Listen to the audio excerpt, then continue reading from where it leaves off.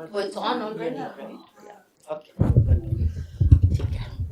All right. So, what I thought I would do, like I'm supposed to present polar kya, but in a way, there are two things about polar kya that I think a little background will help. So, in discussing its distribution, one thing that we are already now aware of from the discussion we had yesterday with McCloskey about the difference between responsive and rogative predicates, and that rogative predicates show kind of a dual character. They very easily lend themselves to kind of main clause syntax. And the other thing has to do with how we think about yes-no questions. So what I'm going to present today backtracks a little bit on what we have been talking up till now, as far as yes-no questions go. But I also think that we are now in a position to perhaps appreciate better than when we started, what does it mean to have a syntax for questions and a semantics for questions. So what I presented to you was the what is called what I consider like a baseline theory. It's the what I call, or what people will call, the Hamlin-Karttunen semantics for questions. And I presented a WH movement-based syntax of questions. And while the two go nicely together, and I suggested how they would map on by giving C0 the place where, so just to review, we have a finite clause is what we looked at, but anyway, a TP that has the verb, its arguments, and whatever aspectual modal property specifications we have, but that creates the nucleus, question nucleus. Then you have a C0 where it is decided whether it's plus WH or minus WH, such that if it's minus WH, then you just get a proposition, the set of worlds in which the nucleus proposition holds, or you have a plus WH specification, and then you create a set of propositions. And then if it's a WH question, you have something above C0, spec of CP, for example, from where you bind any free variables. And I'm setting aside high order because I'm really now trying to focus on the fact that, or on the issue of what is this relationship? Are there other ways to do it? And one part of it I think I already had in my first handout, but that's a long time ago. We have moved on from there. In the sense that I think all of you now have a certain understanding of questions that I hope I hope we've made progress in the last few days. So it may be time to revisit. So this is what, roughly speaking, we had.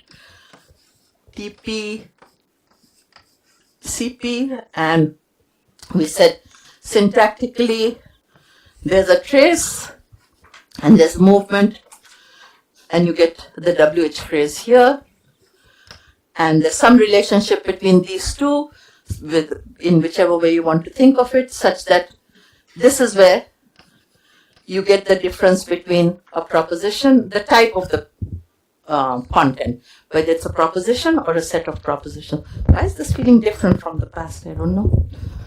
Okay. So let's look at two things. First, of course, some variations in the syntax, and also other possible ways of interpreting, still getting the end result to be more or less the same. So the point that I want you to be sort of sensitive to is that there isn't a one-to-one correlation. If I have this syntax, then I have to have this semantics. If I have of course adjustments have to be made, but in general, if you have syntactic arguments for saying we don't have WH movement, let's say, then it doesn't mean you can't get a Hamlin set of a Karttunen Hamlin semantics, okay? So that's what I'm trying to drive at. That's the first part of today's talk. And then in the second part, I want to look at the yes-no, the semantics of yes-no questions and a bit of its pragmatics. Okay? Okay. So I say that there are 4 different components to question semantics. So WH expressions have 2 parts. One is the existential quantifier, and the other is the domain, right, that the noun phrase gives. Whether if there's an actual NP, then you get it more explicitly. Otherwise, it may be implicit, right? What we were discussing earlier today, plus human or minus plus animate, whatever way in which you want to separate. So those are two parts. Then the other two components have to do with the role of the WHDP with respect to the clause. So the DP can determine the question nucleus by virtue of its position inside TP. So one is whether it's subject-object, and the other is by virtue of its scope position. So that's that is determined by, you know, where it is and what type of phrase it quantifies over. So the wire should be, I think the wire. Oh, that's why it's, maybe that's what was, yeah, maybe this is better. Okay, so how do these things all come together? So this is what we had, I think, when you look at 1A and 1B, right?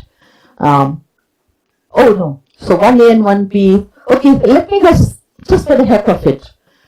How many of you would give a different syntax than this one? Some of you have taken syntax classes, right? So, yeah, I have just given it as a movement, co-indexed. What other possible syntax would you give for a simple? Yeah, and then what you would have? A plus WH feature and the same thing. Actually, the feature checks the WH feature. But the WH phrase sits here or it moves? It sits there, the feature, just the feature. Just the feature moves. If it is a WH movement language, then The whole phrase moves. Anything else? Any system in which there is nothing inside here? It's generated here. This is English. Generated here. And there's no trace, nothing. Anything else? Or if it's not a fronting language, then it's generated here, nothing moves, right? So there are all these options. maybe like if the one which uses dependency relations, it would have neither movement with just verb and its relation to the verb. Right. So that's sort of, let's say, monostrated theory. You just have what you see is what you get, nothing more. But of course, something must encode in the end. Okay, so let's think of it this way. Can we get the semantics that we have been exposed to on a system like 1A and 1B, where you really have there's nothing inside VP that says which book is the object of the verb. And in the second case, you say which student read which book. So again, when we had multiple WH, even in English, I did covert movement, right? We didn't spend so much time discussing it, but that was the idea. And there are theories that have sort of this structure.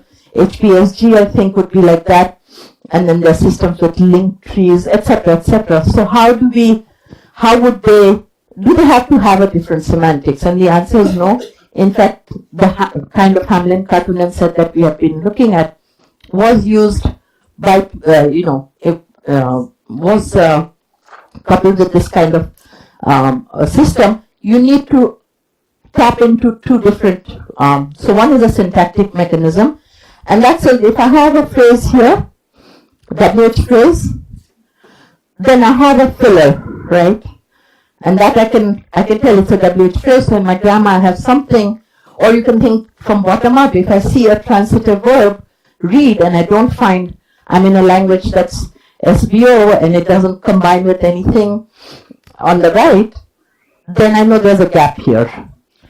And there has to be a way of keeping track of that gap, because in the end, no matter what language, what construction, you want there to be a correlation between the arguments that the predicate needs and the syntactic objects you see, TP. So the idea is you might have a slash notation, some way of noting that there's a gap, some way of having an extra predicate. So you go up the tree and a sentence or a question is well formed. If at this point you have all your gaps are bound in a way, or you have found the binder for this. So in the interpretation, what you do is when you notate a gap, that is where you give it a variable. You say, read doesn't have a syntactic argument, but I'll record its semantic structure by putting a variable. So read x sub I. And then I'll keep, as I go up the tree, when I reach something that is its, that can do the binding, then I interpret that with its existential quantifier and the domain of quantification. So basically, as far as the semantics goes, you come up with the same, because what you're saying is, I'm recording it syntactically differently, but the role that it would play, the gap plays the role of a variable, and the filler plays a role of the existential binder. So I can still use my Hamlin cartoon if that's what I want to use. Okay? The other, so that's one, I don't think most of you are probably exposed to this syntax much, but the other variants that you've probably been exposed to, one is the, so I'm going now to the second one, which is having a Q morpheme. So now this is a structure where, let's say, you have a WH, oh sorry, and the second part of this that I forgot to mention is WH in situ. So in this system, if you have a WH phrase here, or a quantifier, what do? Same idea, you see a quantificational expression. A quantificational expression has two parts. One is the variable. That's what you interpret in situ. The other part you put in store, in the semantic store, and you take it up the tree to a point where you can bind it, from where you can bind it. Then you unstore it, and then there has to be constraints on at what point should the store be empty in order for it to be a well-formed sentence. So clearly that's how you would get locality or islands. Any questions? Okay, so the other one is for, that is perhaps more familiar, that you've probably seen, is that when you have something like this, and this is especially appealing to languages where you don't have overt movement, you say, okay, this WH really corresponds to something that is like it's really a Q morpheme. And all that this does is it looks for all the WHs, if there are two,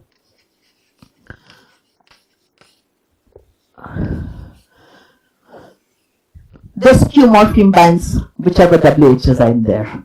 Again, the syntax has to tell you whether everything gets bound here, or you can bind one here, you can, that's something that's an empirical generalization. So the system doesn't force it, but if you were taking it as a fact that everything must be bound locally, then that's what happens. Of course, this has to go with the semantics. So you can say again, yes, there's a slight difference in terms of where you interpret the domain of quantifier, but basically the existential quantification will come from here. Okay, and I'm going to present something, a particular way of doing it.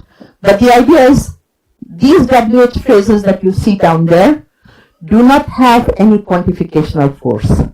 The quantificational force comes from here. This just provides the domain.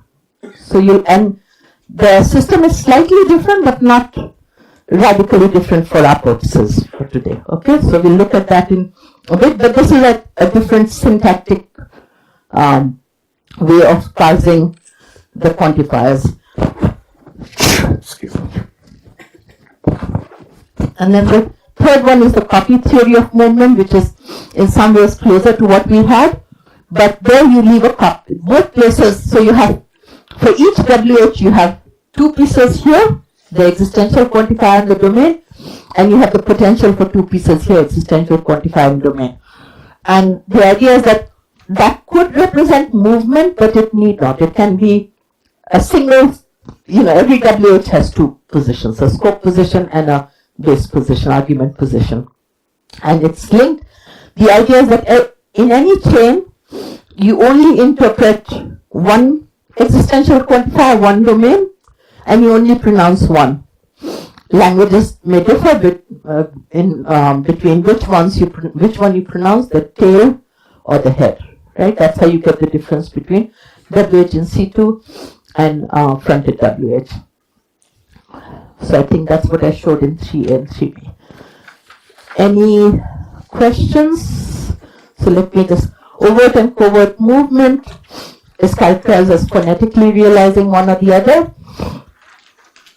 One crucial difference, that they can actually occur at one single syntactic level.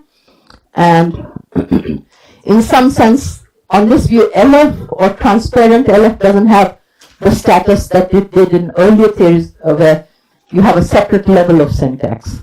But all of the things we attributed to LF in that system has to be encoded in a system that says I can either pronounce the tail or I can pronounce the head. In particular, if you believe that the scope of fronted WH is different from the scope of WH in C2, then you have to embed that in this view that when you pronounce the tail of the chain, you have different syntactic options than when you pronounce the head of the chain. Okay, so do you get the general point? So suppose I'm one of those who thinks fronting is subject to, it can be non-local but subject to islands. Then you have to say when the head is pronounced, then the head and the tail can be separated by clauses as long as there are no islands. Whereas when it comes to pronouncing the tail of the chain, then I don't care about islands. So this is something that would have to be stated in that theory. If you're like me who thinks WH in C2 can only be interpreted locally, and fronted WHs can be non-local, subject to islands but non-local, then I would have to say that when you pronounce the head of the chain, then you can be non-local. When you pronounce the tail of the chain, then you have to be local. That's what you would have to say for quantifier raising, right? Quantifier raising, you always pronounce the tail and it's always local. So that's, I think, okay. Any questions? Yes, Shikhar? So sometimes when you're testing it for a function that moved or not, you use WH scope as a test. So for example, if something has moved out of the CP, you wouldn't expect a narrow scope reading or within the same CP. I guess.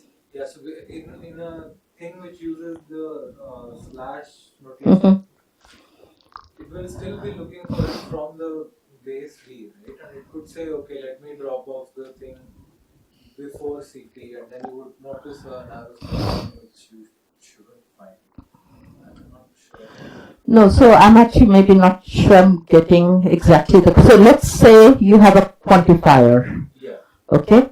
That's going to be in C2. So this is a non-WH quantifier, let's say.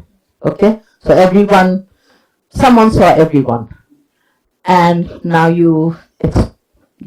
empirically you say it could take scope either at VP or at IP, is it TP? No. For example, if you have two CPs, Uh-huh. and then there's something moving from embedded object position or embedded subject position to somewhere above into the matrix first, then to check if that is there or not, you check if there is a narrow scope reading possible. Narrow scope in the sense possible within the embedded CP. Right? And Yeah. if it's not there, then the same. Okay. Okay.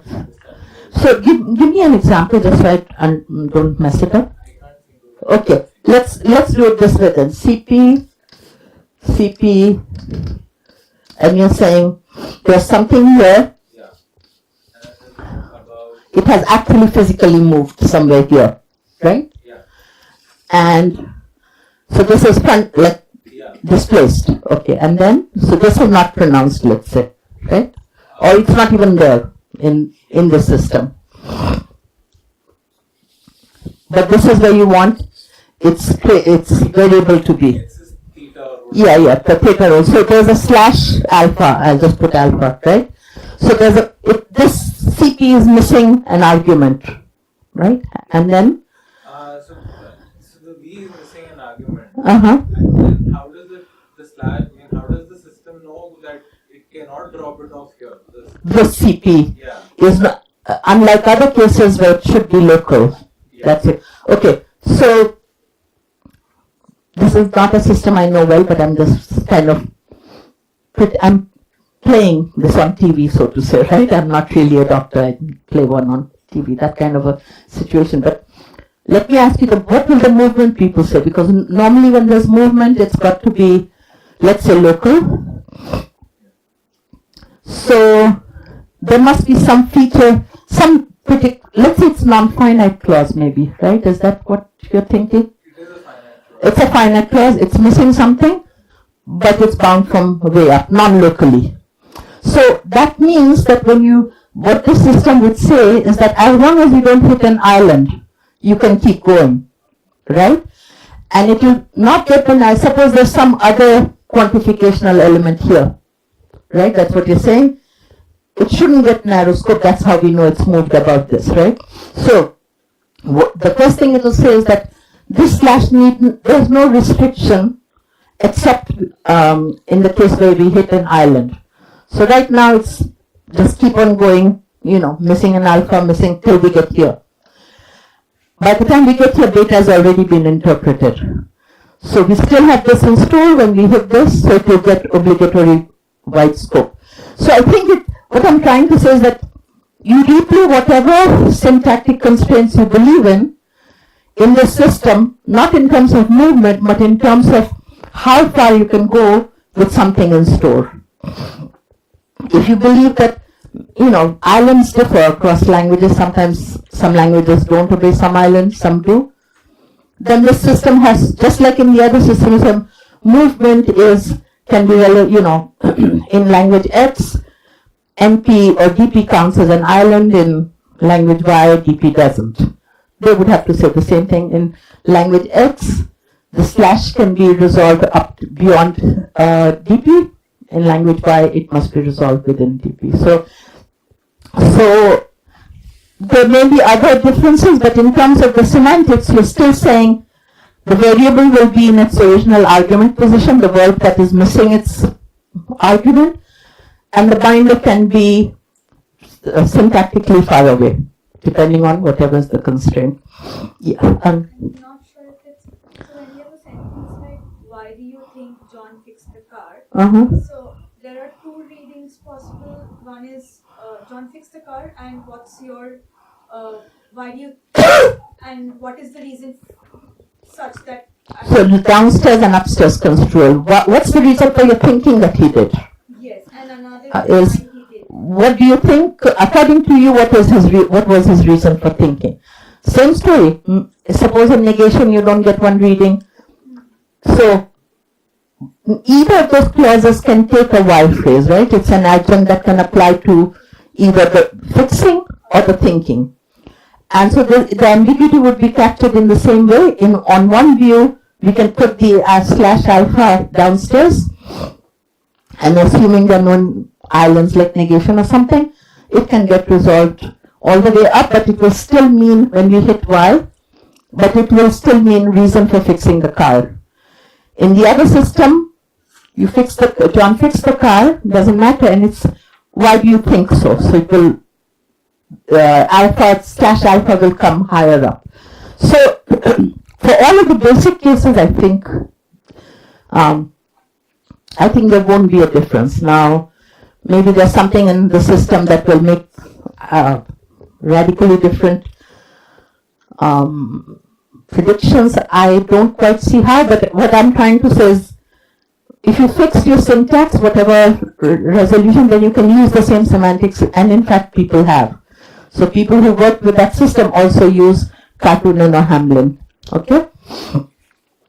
The last one is what Rinku was suggesting, and that we also looked at in Manetta's paper, and which is saying that the DP that we see, the WHDP, has these two components, of course. There's the quantifier that tells you where it takes scope, where you get the binding from, and there's the domain, right? What is the content? What are you going to quantify over? So all WHs that we've looked at basically quantify over, have existential quantifiers.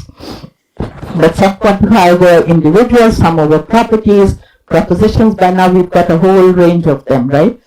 And that clearly is based on the form of the WH as we saw this morning. So on this view, you split the two up. You have these two different features. One is essentially the scope feature, the quantificational feature. The other is the content feature, the WH, what is called WH in the system. And again, you have to match it up somehow. So either you can have a system where C has, let's say C is IQ, interpretable Q feature, then it can bind it. It becomes not so unsimilar to this in some sense, right? Because you have these indices that it can bind, unless you say, so basically it can either attract. So the feature system is not a replacement of movement. It can be, but is not necessarily a replacement, because you can say this feature attracts the WH to move next to it, and then you can go back to doing what we had. Or you can say this feature can interpret WH in C2 that stays here by forming, by feature population perhaps or something. So again, mix and match. So far, I've given you a number of different syntactic approaches, none of them that I control that well, but that's the range that I've been exposed to. And for each one of them, as I said, you could think of doing it with Hamlin, Cartoon, and semantics. Now what I'm going to do is actually look at different ways of interpreting WH. So on the variation on the semantic side. So I'm somewhere in the middle of page 2. So if you look at 5a, this is interpreting now something like this, okay? So this is taking, okay, now let me step back 1 minute. Basically what this is saying is which student read which book, okay? So that's the question.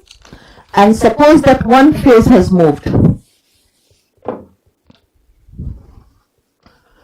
Which student, which book is here, and this has got the index of both 1, 2. This can be interpreted using the Hamlin Cartoonen system that we have, which is there's one single existential that this Q provides. So it's a null existential that is unselective. That's what you have to say, okay? It's an unselective bind in the sense that I'm an existential. I can either replicate myself 3 times or I have a certain character that allows me to bind more than one. And that basically takes 2 variables. There exists an X and there exists a Y, okay? So it can be done either as pairs, or you can just think of it as there exists an X, there exists a Y. This is what you have been doing, right? It just comes about in a slightly different way. The next one is the alternative, and this is an alternative that makes it very clear how I can interpret this without moving it. So, how many of you have been exposed to the description Heimian indefinite? Or Desing, but the idea that indefinites are not existential quantifiers. And the reason for that is that indefinites can have more than one reading, right? So if I say, I read a book, then how many books do I need to read for it to be true? At least one, right? So that's its minimal truth condition. So as long as there's one book that I read, I'm good. But if I say, I read books, I don't want to, no. A book is a good thing to read. Let's say I make a generic statement. Is that about a particular book? There exists a book that is good to read? No, it's about books in general. If I gave you your choice of quantifiers, existential or universal, which one would you choose? Which one would you rather choose? For all, right? It seems like books and a book is a good thing to read as general statement. So the general idea is that we can say that indefinites simply contribute a predicate, and depending on the structure, aspect, etc., that determines whether the quantifier that will be used will be an existential or universal. So that's kind of an what is in the, that was what was behind this unselective binding that was proposed for this Q morpheme. There were some problems with that view. So its successor is this choice functional analysis, okay? So just think that the end result is exactly the same. Now suppose I say, I put this in this lovely new bag I got, and I name these chalks A, B, and C. So they all have names. Let me see. One is the tallest one, and one is okay. Right? So there are 3 pieces of chalk, and I put them here. No, first let me say, if I wanted to say which piece of chalk is good, or whatever, I don't know. Which piece of chalk do you want? You have, so normally you want only one, but your choice, I don't know which one, right? So the set of propositions will be you want this one, this one, this one, right? And you can describe it as the longest one, the short one, the middle one, or the one on the left, the one in the middle one, any number of ways, but you're basically quantifying over 3 individual pieces of chalk. When you use choice functions, it's the exact same thing, except you get to the individuals via the set. So I give you a set, and now I say, for some way of picking out a member of the set, so instead of saying there exists an X, if you look here, so student will keep the way it was. Let's say for the WH in C2, there is a choice function. There's a way of picking out from a set an individual such that the propositions will be X read, so X will be whoever, we don't worry about that, F of book. So F is a way of picking out. So one way of picking out will be the longest chalk. That will give me the proposition. This was A, right? Bill read A and John read A. Then there's another way of picking out from the set, which picks out the smallest piece of chalk. And this will give me, so what I have down here is the set book. But this is a set of individuals, right? But instead of a set of individuals, I'm saying I'm going to quantify. There are 3 ways in which I can pick out an individual from this. One way is to go for the smallest. The other is to go for the longest. The third is to go for the middle one. I may have other descriptions. I may say, which is the one on the left? Which is the one on the right? So there's a way of picking out the one on the left, way of picking out the one on the right, or way of picking out the one in the middle. All of this sounds like, why bother, right? A little bit. Because the end result is the same. But the point is, you can leave it in C2, and you can treat it the way you treat indefinites that don't have their own quantificational force. It's the WH, it's the fact that you're dealing with a WH that says, I have a null existential here. What this Q, the semantics of this Q morpheme will be a null existential choice function over choice functions. And you can do, it will be the set of properties F such that there exists a choice function and that choice function has that property. So I'm not going to do, you just do a generalized quantifier instead of over individuals, you do it over choice functions.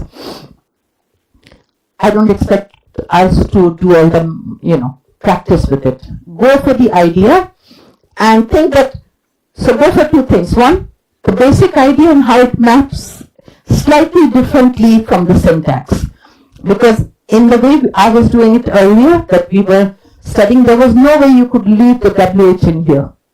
You had to move it out because the WH phrase itself was the existential quantifier. So the binding, it had to get to a scope position. In this case, the WH phrase is just the predicate, just book. All it does is give you the set of books. But it comes with this variable that says there's a way of picking out things from this set. So if there are 3 pieces of chalk in here, there will only be 3 choice functions. You can give it different names if you want. But the end result, whether I say the function that takes the one on the left, or I say the function that gets the longest piece of chalk out, it's still the same the result is the same. So in the end, how many propositions will you have? Let's make this a name. So Jane read F of book. If there are 3 books, how many propositions will you get with the excessive choice function? 3, right? So if the 3 books are War and Peace, I don't know, you guys had more interesting books this morning, but now I'm even blanking. Emma and something else, The Idiot. Pardon? Pride and Prejudice. Then there would be, you would get 3 results. One would be, find me a choice function such that the character, the book is named after a character, you would get Emma, right? If you had the choice function, the book that starts with the letter P, I'm just making this up, you'd get Pride and Prejudice and whatever was the third one. So in the end, you get the same result, whether you do 3 individuals or you do 3 ways of picking out individuals from a set. You just get at them differently. You also increase the power of your system because now you don't need movement, or you change the predictions of your system. Okay? So there are some non-trivial consequences, but we don't have to discuss that today. Okay? So does everyone have a handle on the basic connection between the two? The reference for this, there are 2 papers by Tanya Reinhardt from 97-98, and it's there in my book in the references. There's a paper or work by Yoad Winter. You can read up on that, and it's used quite a bit. But just remember that in the basic cases, it gives you what quantifying over individuals does. However, the one big difference that I'll mention right now is this. Choice function doesn't say anything about islands in and of itself, right? You can build that in, but it doesn't say anything, so it can violate islands, just the way it's set up. Whereas movement is synonymous with island constraints, right? So you can build that into choice functions too, but it kind of isn't tied to it in the same way. Yeah. In English, where we see that island violations do not occur, so how do we explain, how do we type that So, functional analysis? Okay, so there is a way of doing, okay, I'll give you a data that actually isn't airtight, okay, but this is just for illustration. So suppose you have which philosopher will get upset if we invite which linguist.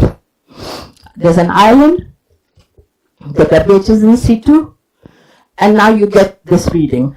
And you say, suppose you say that you don't want to move even at LF because either you don't have LF, which is what Reinhardt was saying, or you think islands, WH movement is local, covert WH movement is local. Either way, how do you explain this reading, right? So you can use choice functions, so that would be like this. You would interpret the first X through movement, and you say, this would be just like what we were doing. And the second one, you would say, choice functions are island insensitive, and so I can bind which philosopher will be offended if we invite which linguist. I will leave the linguist in C2, and I'll bind it from an existential quantifier all the way up. Existential quantifier, that is a quantifier over choice functions.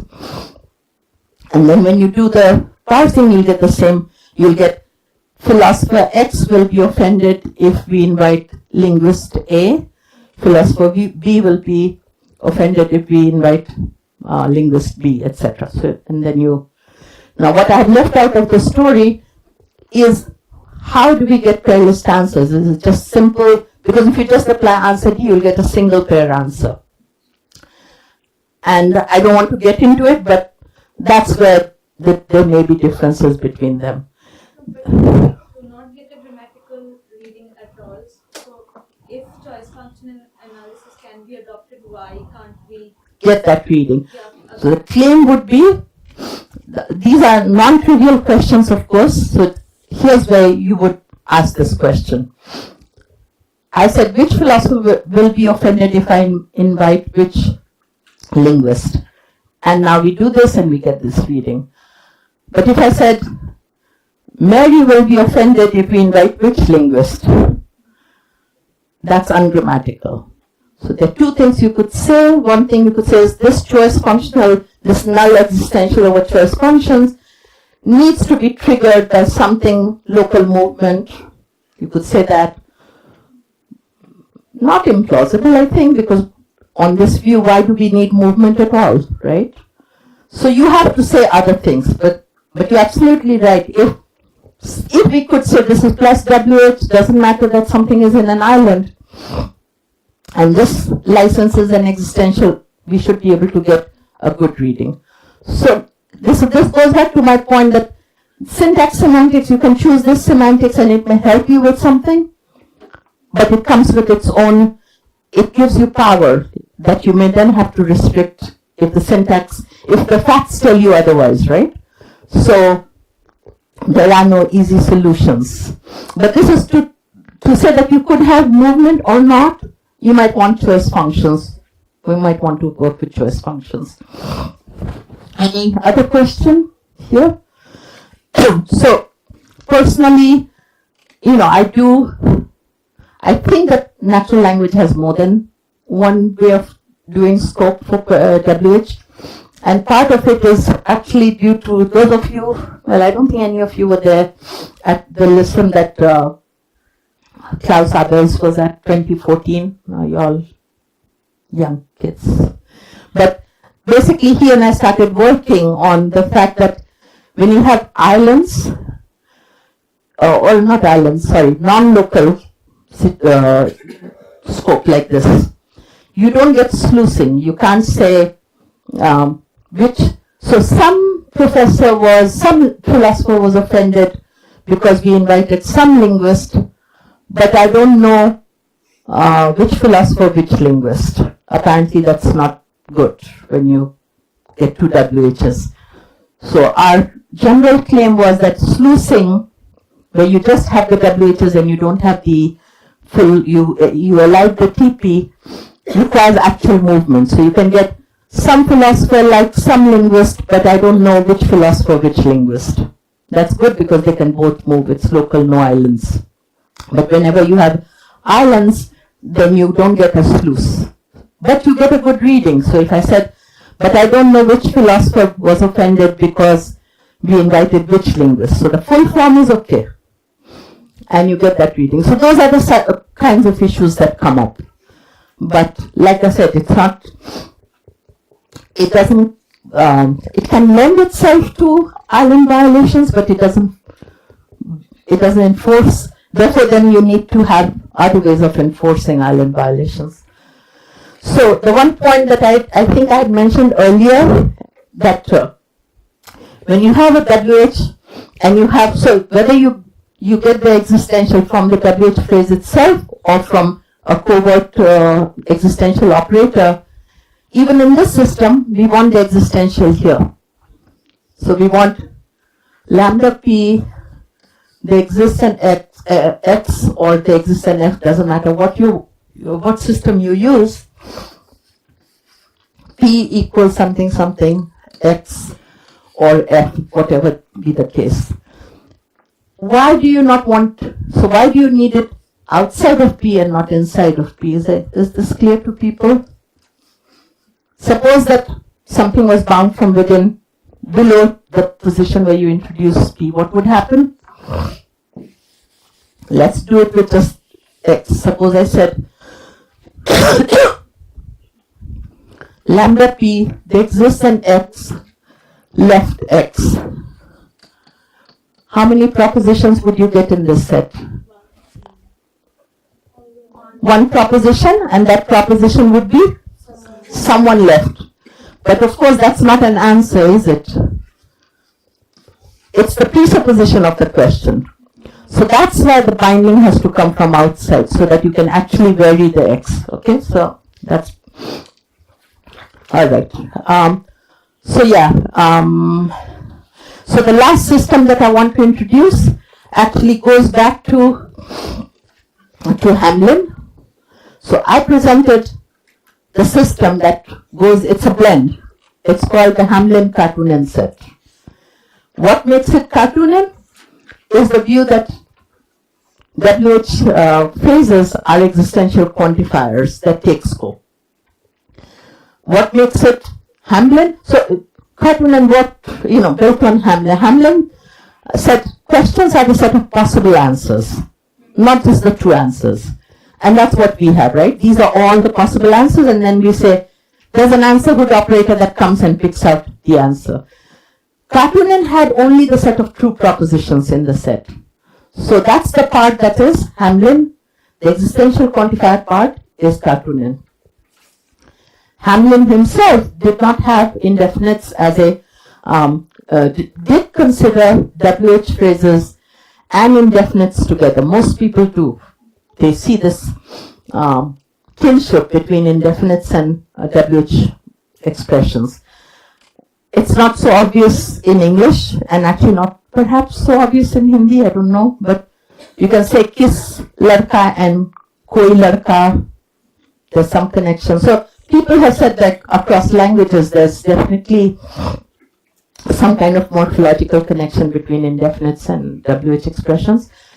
And the view of treating them as being existential quantifiers certainly brings them together. The view treating them as predicative terms that gets bound by that has a choice functional variable brings them together. And this the third system that I'm presenting, which is the focus-based semantics, also treats them as similar. So on this view, the way this starts is, this is Hamlin's original. Could you explain 6b dash? Oh, 6b dash. Oh, that one. Okay, so 6b, everyone's gave me that semantics, right? 6b dash says there exists a choice function.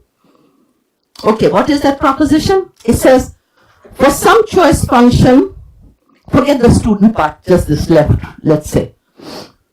There is some way of picking out from the set such that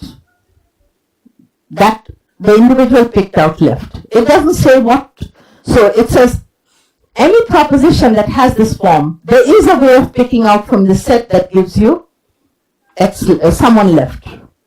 So it's really, again, it's not specifying now if there are 5 people. It says there's some way. We don't know which way. That's with F, yeah. What about student X? Oh no, student X is bound from our, this is cut and paste error, right? So I didn't put in each one, what I should have done, cross out student X from both of those, right? Because all I'm doing now is with student left. So this is very bad cut and paste. Thank you for pointing that out. So 6b, you should delete, 6b is fine because it says there exists an X and X left, and X is a student and X left. Okay, so that's good. The second one should say there exists an F. F is a choice function. So its restriction is this, that it's a, what is its type? It takes a non-empty set and gives you something from it. So it should be something like this. F is a choice function. And there exists something that is a choice function, and when you use it to pull out student, you can say that individual that you get, the output of that function left. The output of that function, depending on which one you choose, could be A or B or C or D, right? So one of them left. So you get the same result. I should fix this. So how do we interpret student? So student is the set, right? And it says who left. So let me do it maybe with types might be a little bit easier to see. If you say student left, right? This is the WH. And this gets translated as F of student. So this is a set of individuals, A, B, C, let's say.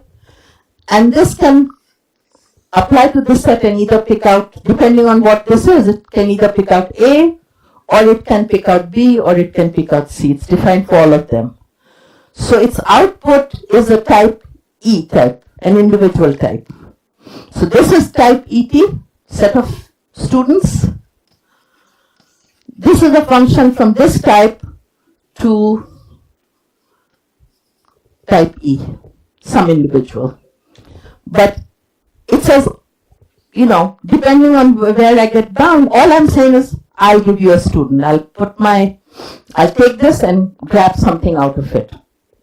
But if it's bound existentially, then all it says is there's some way of picking out from the set that gives you a student. And the set is made up of students, so it could be any one of them. It's a bit like iota in the sense that iota takes a set and gives you an individual. But iota is restricted to only those sets that have exactly one. This one, you might even argue, you know, you want more than one maybe. So otherwise, so it's very close to iota in a way, but it's bound by an existential. That's sort of the real difference. Okay.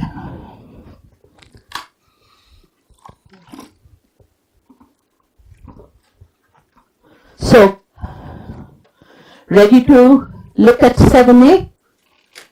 So on this view, this is Hamlin's view, that instead of dealing with individuals and sets of individuals for DP, let's say John or Mary, and the predicate left as the set of individuals, everything is enclosed in a set, everything is one level up.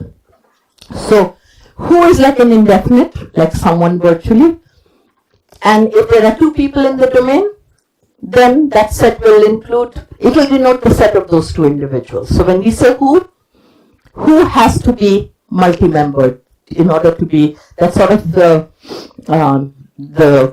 felicity condition on who, let's say, so that it should be multi-membered set. So let's say you have Sue and Bill, then the predicate is going to be left, let's say.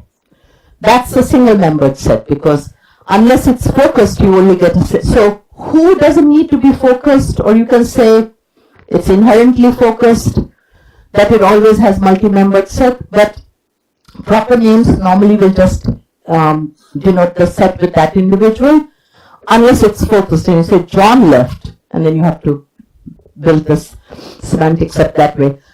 But the idea is that when you do functional application, you're doing what is called point-wise functional application. So each individual in this domain, you interpret you apply it to the function on the right. There's only one function on the right, which is left. So you take one member and you apply left to Sue, and you get Sue left. Again, you take that same member and you apply Bill to it, and you get Bill left. So you end up with the TP meaning Sue left and Bill left. So the funny thing here, as you can see, it has the same meaning that we had in this system for who left, right? More than one, you need a pair of at least two individuals, and then you have the set of propositions. But the interesting thing is that it has already happened at the TP level. So at the TP level,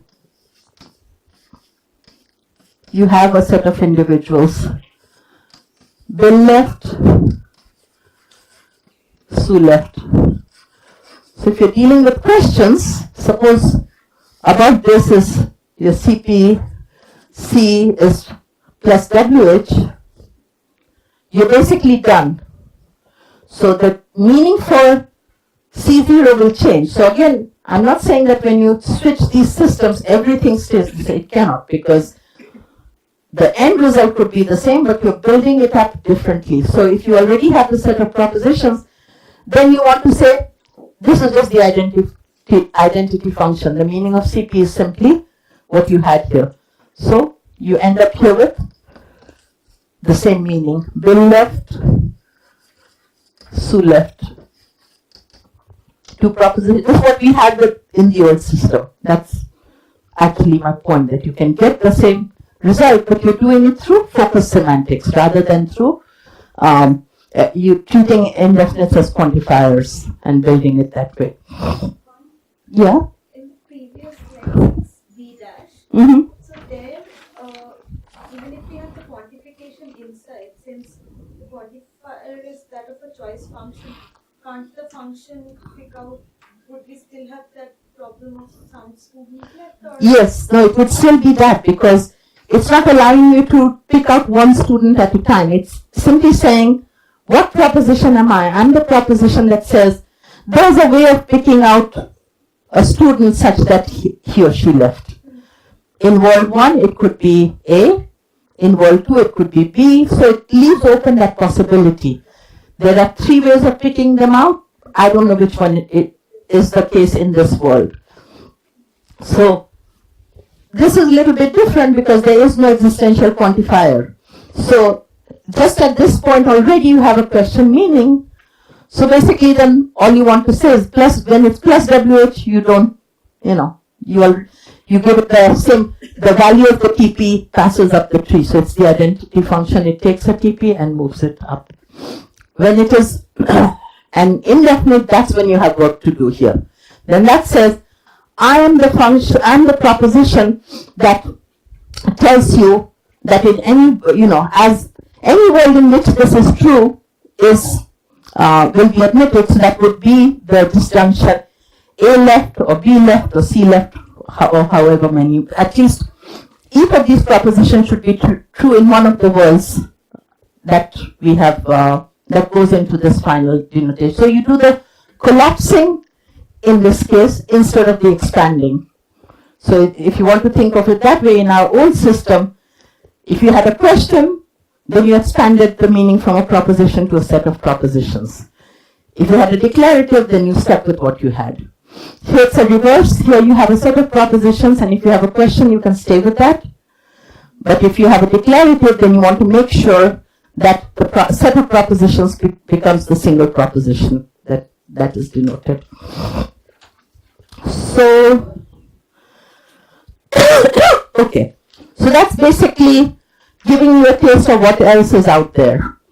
No pressure that you understand everything. You don't, this is really a way to make you feel comfortable going out in the world and saying, I can read the paper by Reinhardt because, well, I heard it. I heard the word choice function already. How hard can it be? I know that in the end, all I want is a set of propositions. So it's giving you hooks to that, but it's not, I don't expect that in 40 minutes you should get every single detail, but enough of a roadmap, let's put it like that. Is it good enough for a roadmap? Okay, so now we still have some time. So I want to introduce, like I said, this idea that where I want to shift the meaning of a polar question a little bit, okay? So, one thing is, Hamlin actually had built into this, for a polar question, all you would have, okay, never mind, I'm going to let that be. It'll come up when we do this. Okay, so I'm going to introduce another term, which is an alternative question. Some of you may have heard of it already, but if not, this is your chance. So, there's a polar question, which we have been discussing a lot in this class. Is it raining? Do you understand what I'm saying, etc., right? And you know that it's a yes-no question, the term polar question or yes-no question, because it allows for a yes or a no answer. But if you ask a WH question, then you can't say yes. right? So that's the fundamental difference we've been working on. At the same time, we've been interpreting polar, so is it raining has been interpreted as what?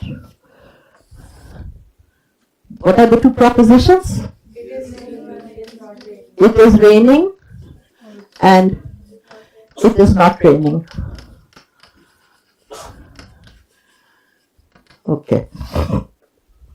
What's the meaning of is it raining or not? Choose one, but the thing is, it still denotes the same, right?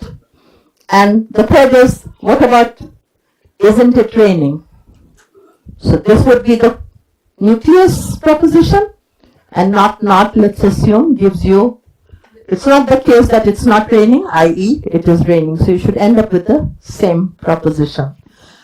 But the fact of the matter is that they have slightly different, we've already been talking about bias, right, in terms of isn't it raining.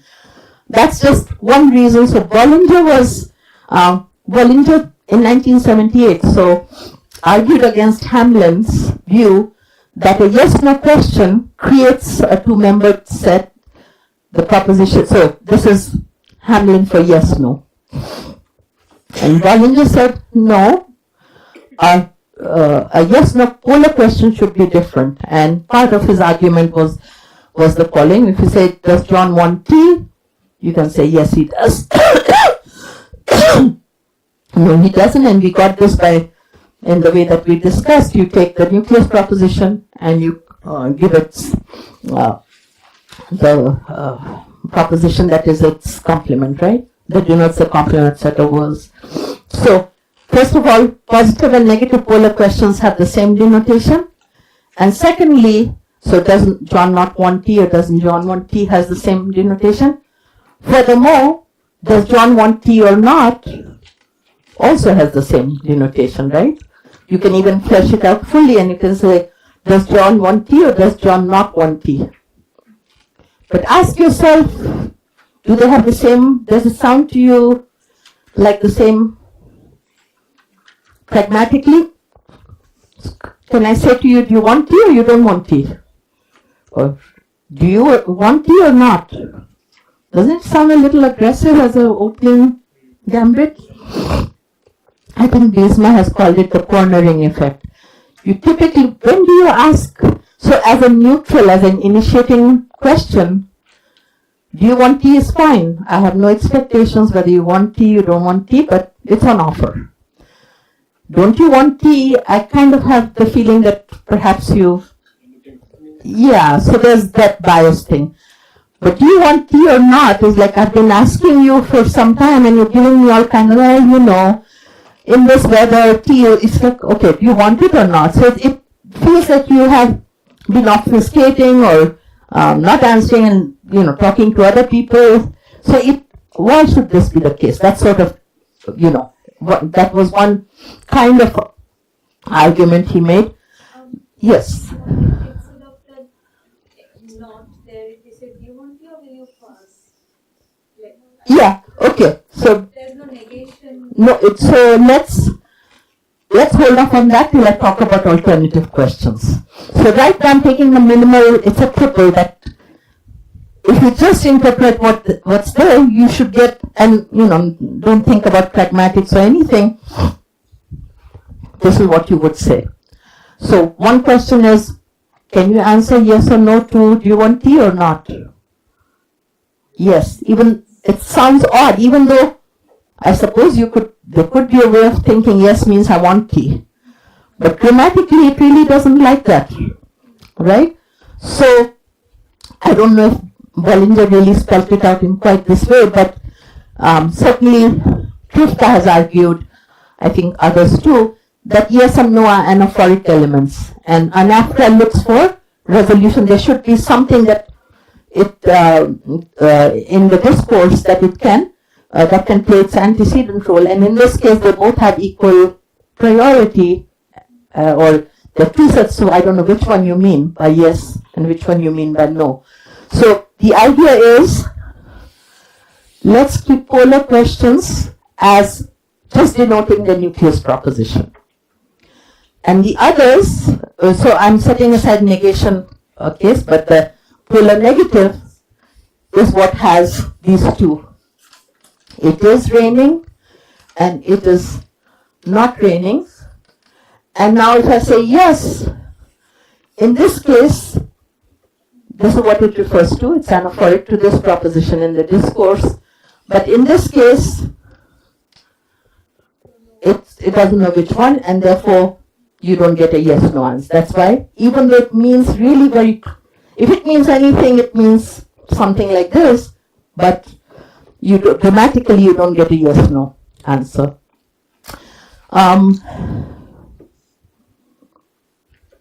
Okay, so the idea is, so he has this example or similar examples. Suppose you meet somebody, you're starting a conversation. This is similar to what I earlier said about tea or not tea. You can say, do you play golf? And that's fine, but we are in an appropriate context, or even otherwise. Maybe I'm just interested in what kind of sports you play, but I can't say, do you play golf or not? The other thing is, if I just say, do you play golf? There are two kinds of, there's only one kind of yes answer, right? Yes, I play golf. But if you say no, then it's clear you don't play golf, but you could say something else. You could say, no, I play tennis. Or you could say, no, I don't play golf. So the idea is that, one way to think about it is that this is what it denotes. Yes answer definitely simply says, this is what it means. A no answer says, this is not what I mean. Instead, or this is not true, I don't hold to this. But in the case of it is raining, I think the only alternative, or you could say, if you can think of some various shades of red, you could say, no, it is snowing, or no, it is cloudy. But certainly in the case of games, it's very easy to give focus to, do you play golf? No, I play tennis. Or, no, I don't play golf. So the point is that if you have a singleton, you can coerce it into having, depending on what the context is, you can say, this is a question, I have to make it to be pragmatically plausible, I have to give more than one option. What could be the other options? That could be up to the pragmatics, or there are languages like Turkish where you actually mark focus. So if I remember right, one of my students did a qualifying paper on this, so I'm trying to remember that correctly. Umit Atlamaz. Depending on where you put the particle me, so do you play golf? If the me has scope over, let's say, the verb, then you say, no, I don't play golf. But if the me is marked on golf, do you golf, so that's also SOV, you golf, me play, then you said, no, I play tennis. So alternatives to golf. And in fact, even in English, I think you can separate them out with intonation. So this is, I think, not trivial. This is a good argument, but here's another one. Any questions, comments? Yes. What do you call Vedam focus? I think Vedam focus would be, yes, it is, no, it is and it isn't. So Vedam really, or people say, it's a little bit emphatic, right? Yes, it did, no, it didn't. That's where they use Vedam focus. But this is saying that you don't have to go to that, you can go to something else, right? So that's like saying, which sport do you play? It's equivalent to, it becomes almost close to that, right? I play golf, I play tennis, and you can choose one of those. So it's a little bit, depending on, again, the context, or on the intonational contour, you get different sets. Whereas Vedam focus will always give you just that, the yes, no, or the positive and the negative, I should say. Okay, so then there's this other example in 15. There were these constructions called unconditional. In Hindi, I don't think it quite uses a WH. We use more like chahe wo I and I, maybe, and maybe that too is an alternative. But certainly in English, I cannot say where the bill comes, we will have a party. It's just plain ungrammatical. But you can say whether the bill comes or not, we'll have a party. And so this is the kind of argumentation that he has a whole slew of cases that differ.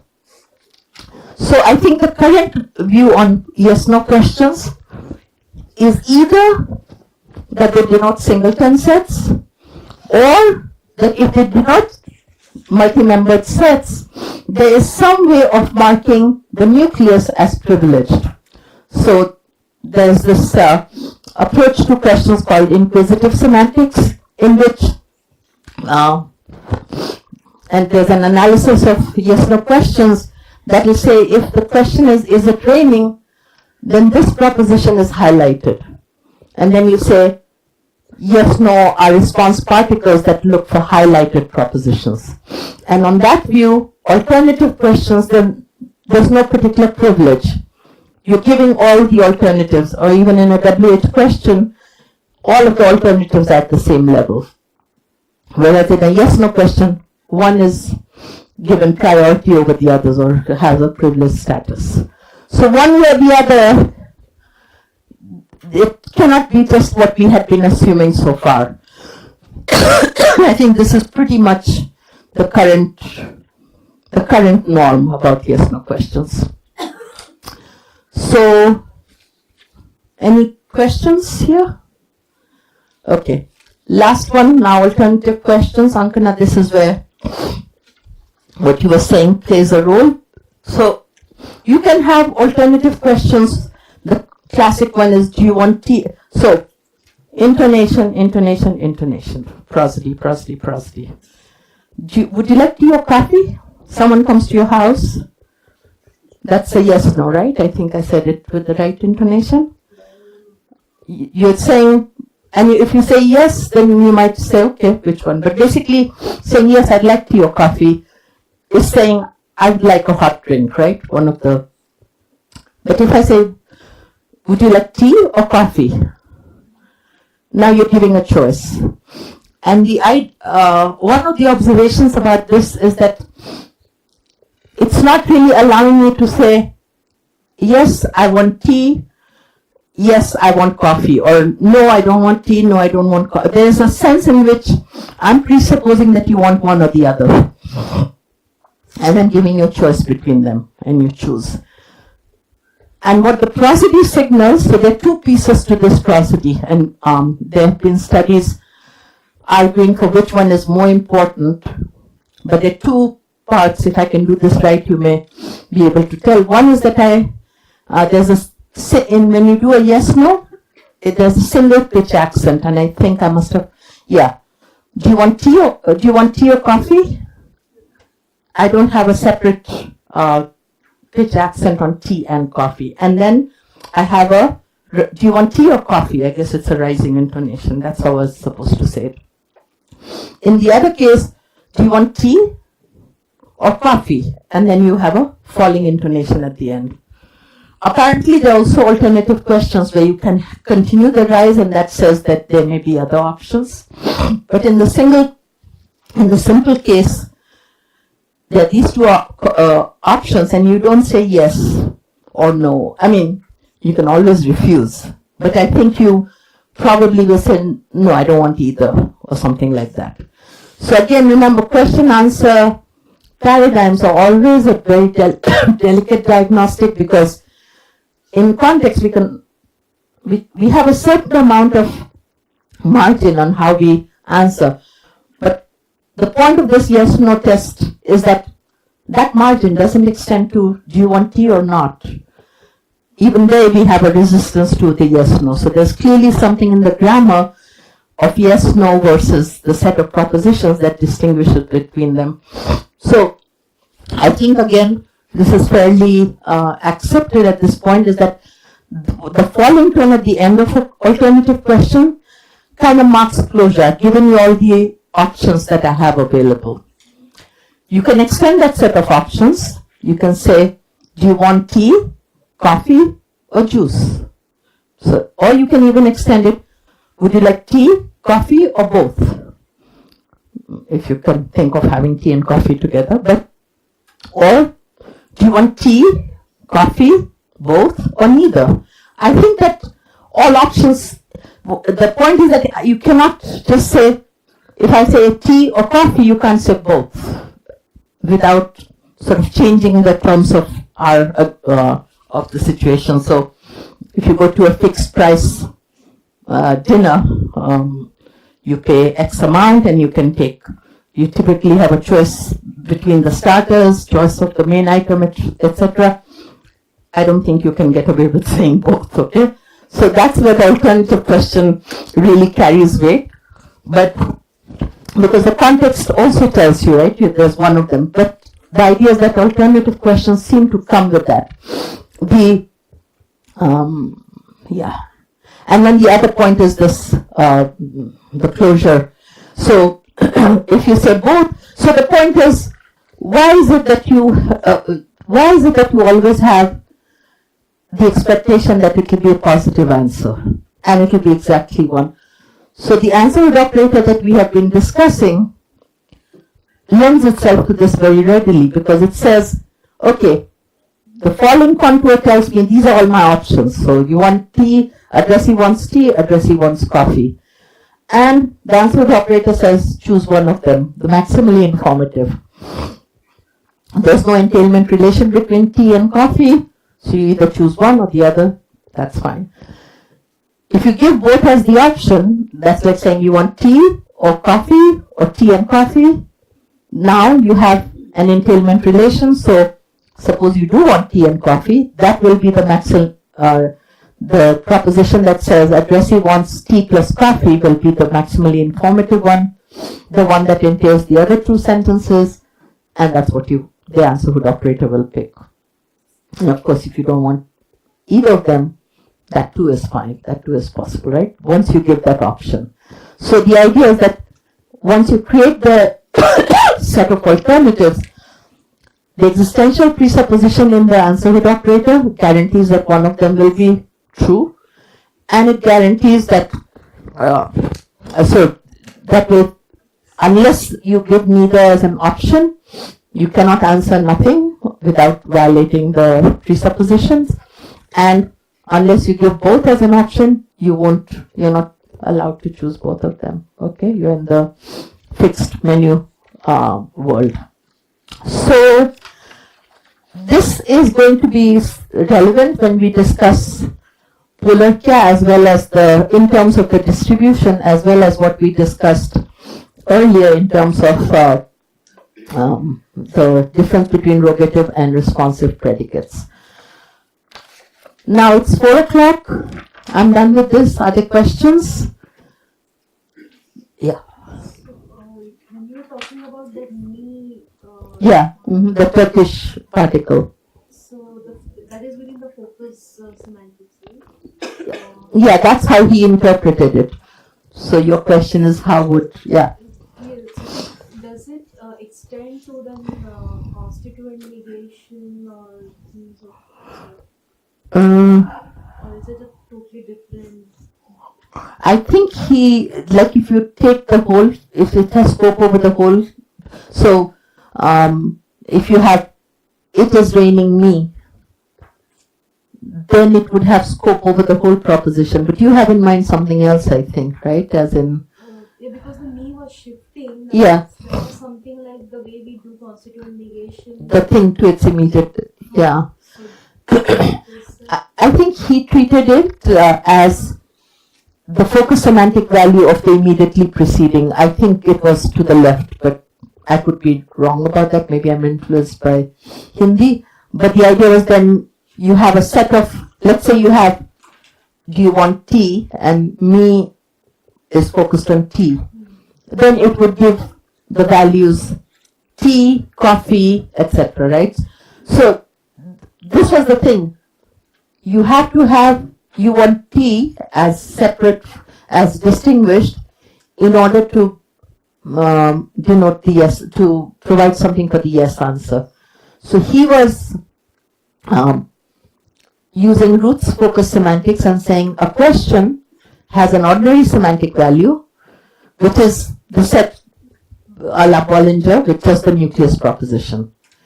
And it has a focus semantic value, which is a set of propositions that builds on the focus semantic value of the me phrase. So on the ordinary semantic value, you have, it is, addressee wants tea. On the focus semantic value, you have addressee wants tea, addressee wants coffee. And then his analysis was that the yes answer simply takes the proposition in the ordinary denotation and confirms that. The no answer simply denies that. I don't want coffee. I don't want tea. But if you want to be cooperative and elaborate what you do want, then you go to the focus semantic value. You take a proposition from there. And then you're locked into saying, I want coffee or whatever are the other alternatives. Whereas if the me was on the whole proposition, then your options would be, I want tea, I don't want tea, and you're done. So I think that's how he was building it up. And does that help? So we were talking about this pre-verbal position in our languages, and it has been argued that that's the focus position. So I was also responding to your question from the other evening. So in this, if you say pre-verbal position is a focus position, and that's where all the WHs are inherently focused, then that would be saying that we follow the focus semantics and we interpret all WHs, not just yes, no, but WH phrases using focus semantics, except that there is a position at which that focus feature is checked, let's say, as opposed to the Q feature. And that could, the thing that I would like to think more about is this. Let's say a language has both options, movement and focus semantics. People have argued for that, right? And a language, so let's say WH and C2 always focus semantics. Movement, always cartoon and semantics. Do we predict differences in meaning in languages that never do movement, only do focus movement to pre-verbal position, and languages that do fronting? In the simple case, it's very hard to tell that they're different because, as you see, the results we get are so similar, right? Whether you do who left with existential, movement and then treating it as an existential quantifier, or you just do focus percolation, comes to the same. There are subtle differences among languages when you get to complex structures. But by and large, not as much as you would expect. Now, that could be because these systems end up, I don't know if it's an accident that the systems give us similar results because we were geared to doing it. There's one place where there is a difference, and maybe I can try to present that. Let me just try to remember that. So this is Kratza and Shimoyama, and they're talking about Japanese. Now remember that Japanese, we have looked at those sentences, and this is the general. I'm going to do it pseudo-English, okay? So if you have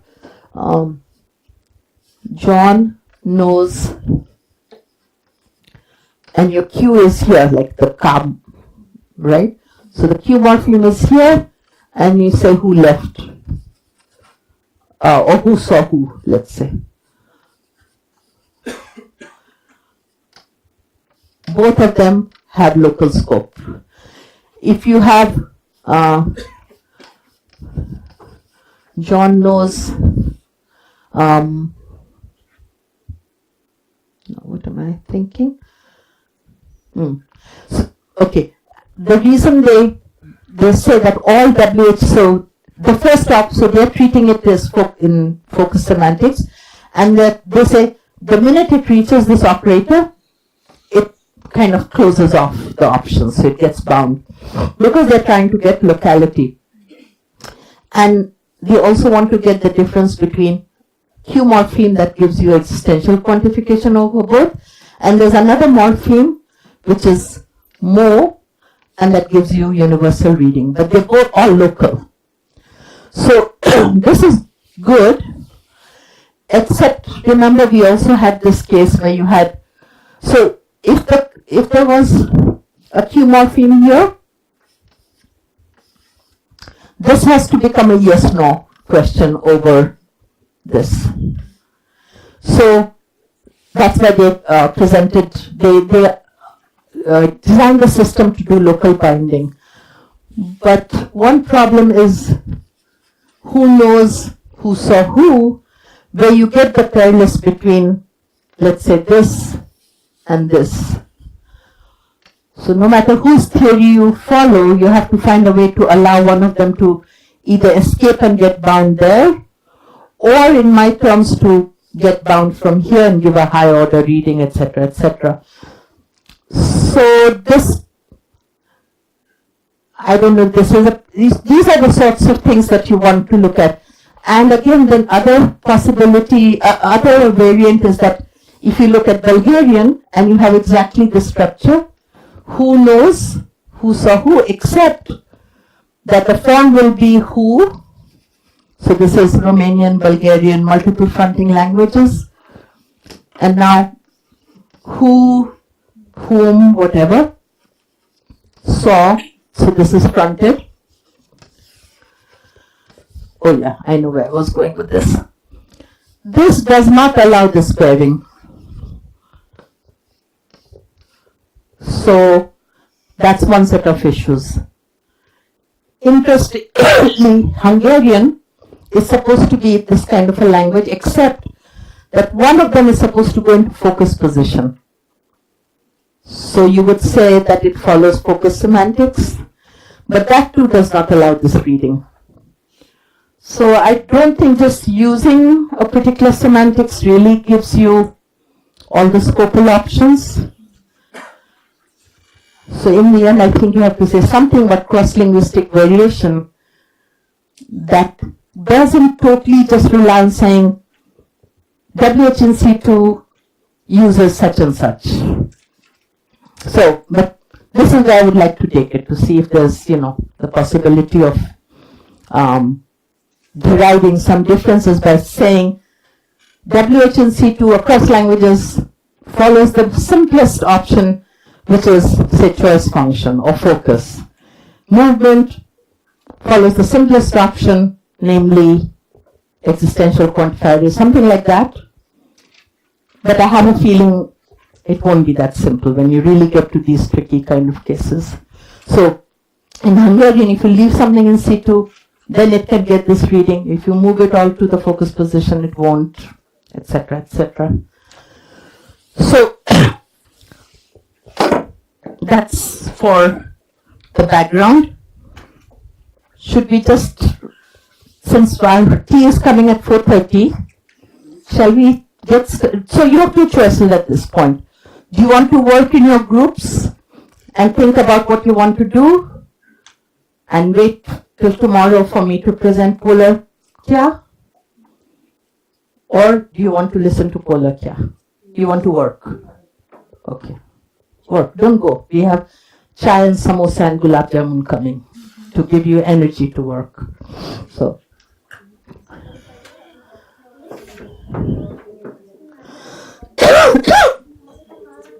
Works very nicely.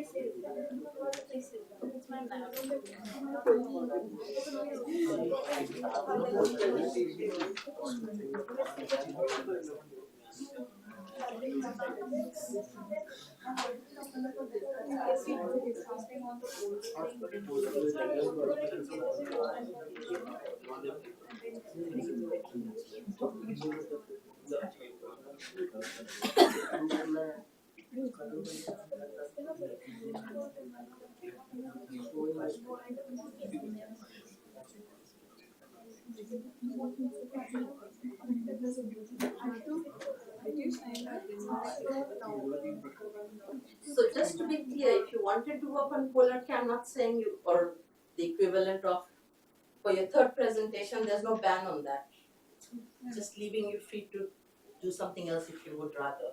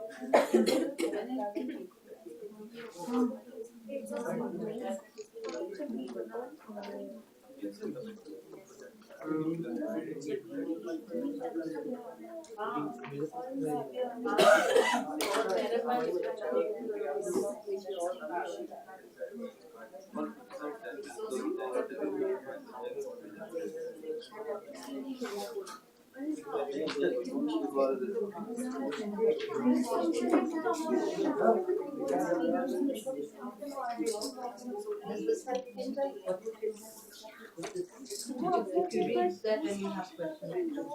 Yeah, but I cannot bring up the question.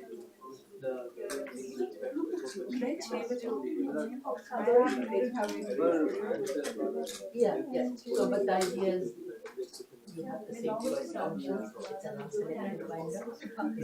So anything that is less useful and has this prominence, it can bind. But now you don't need to. You don't need to move this.